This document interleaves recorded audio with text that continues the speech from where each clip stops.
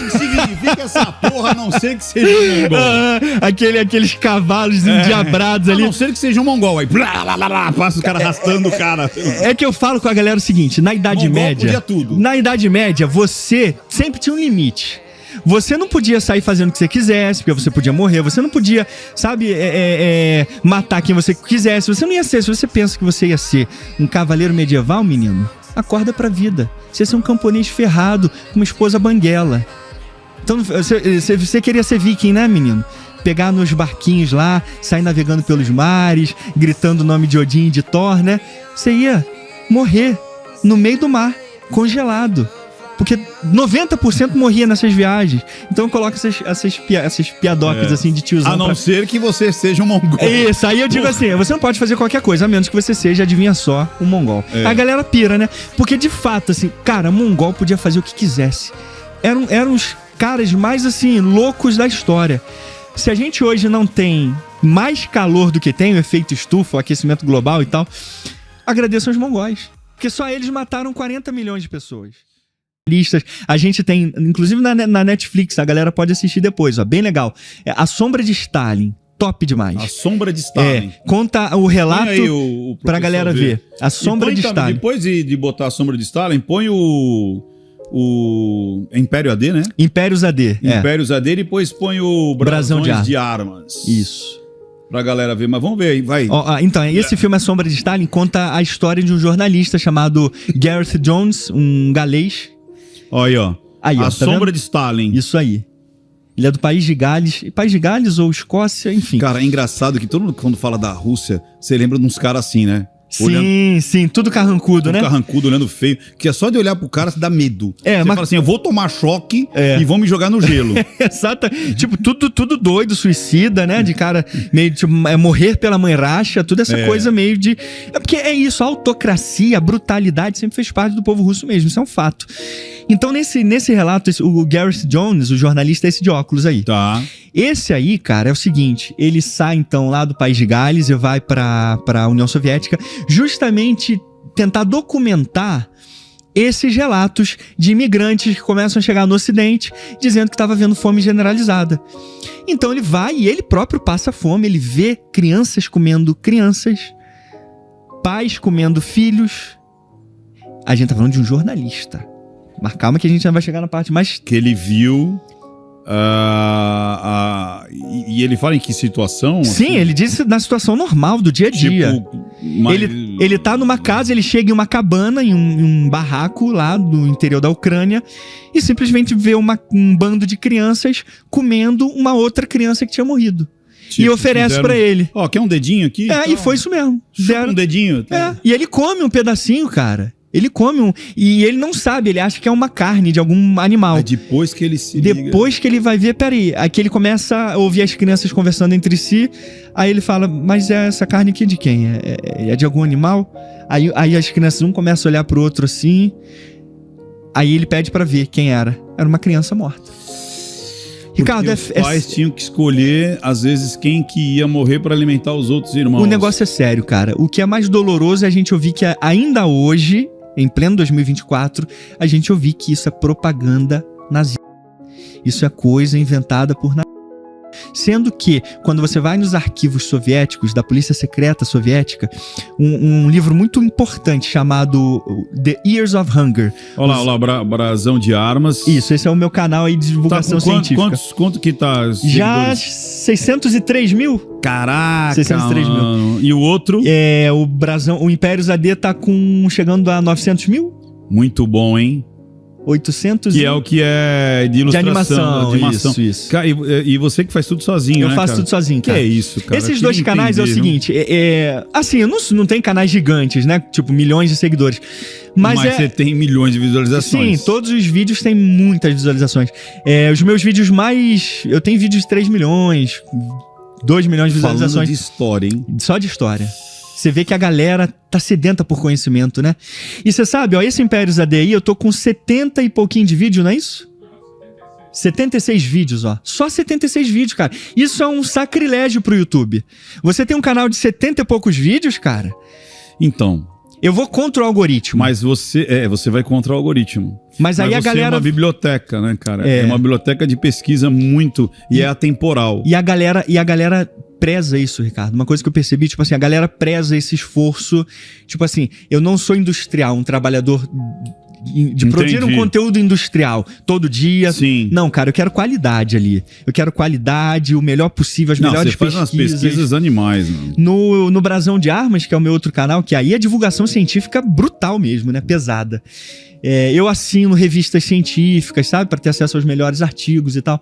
Não, e aí é engraçado que quando você fala como é que é científica e brutal, a gente imagina uma coisa chata, né? E não é uma coisa extremamente divertida. Cara, e você sabe que eu quebrei um paradigma que a galera sempre fala que vídeos no YouTube, você tem que fazer os vídeos mais... aquela coisa toda animada e cheia de ilustrações e tal... Cara, a galera quer conhecimento. É isso aí. Eu percebi isso nos meus vídeos. Não, mas quer conhecimento, mas você tem uma pegada extremamente sarcástica. Ah, isso é verdade. Isso é muito legal. Irônica, né? A galera curte. Então, e você tem muito... Parece que é um tipo o callback, né? Você tá contando, aí você fala, não é isso? Claro que não. Não. Acorda pra vida, menino. A não ser que você seja um mongol. Aí aparece a porra acha... O que significa essa porra a não ser que seja um mongol? Aqueles cavalos endiabrados ali. A não ser que seja um mongol. Aí blá, blá, blá, passa o cara arrastando o cara. É que eu falo com a galera o seguinte, na Idade Média... podia tudo. Na Idade Média, você sempre tinha um limite. Você não podia sair fazendo o que você quisesse, porque você podia morrer. Você não podia, sabe, matar quem você quisesse. Você não ia ser, se você pensa que você ia ser um cavaleiro medieval, menino, acorda pra vida. Você ia ser um camponês ferrado, com uma esposa banguela. Então, você queria ser viking, né, menino? Pegar nos barquinhos lá, sair navegando pelos mares, gritando o nome de Odin e de Thor, né? Você ia morrer no meio do mar, congelado. Porque 90% morria nessas viagens. Então eu coloco essas piadocas assim de tiozão. A não ser que você seja um mongol. Isso, aí eu digo assim, você não pode fazer qualquer coisa, a menos que você seja, adivinha só, um mongol. A galera pira, né? Porque de fato, assim, cara, mongol podia fazer o que quisesse. Eram os caras mais, assim, loucos da história. Se a gente hoje não tem mais calor do que tem, o efeito estufa, o aquecimento global e tal, agradeçam os mongóis. Porque só eles mataram 40 milhões de pessoas. Só eles, expandindo para oeste, acabaram com a agricultura, que sempre foi vamos colocar assim, um grande emissor de gases, né? A produção agrícola. Não, depois a gente volta no mongol. Isso, então, mas só pra galera entender que... Não, é só pra entender que assim, a não ser que você seja um mongol. E aí essas sacadas a galera... tem que ter um dia só pra falar de mongol.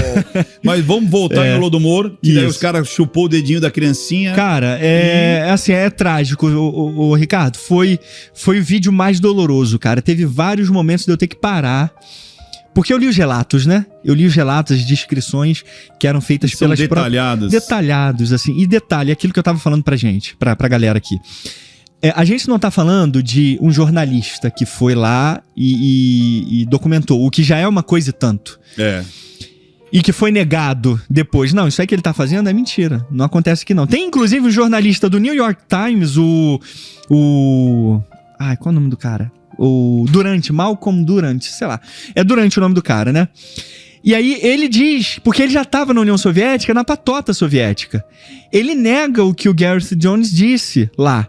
Não, ó, isso que ele tá falando é mentira. É propaganda anticomunista, porque ele já estava na graça do governo soviético lá comendo do bom e do melhor.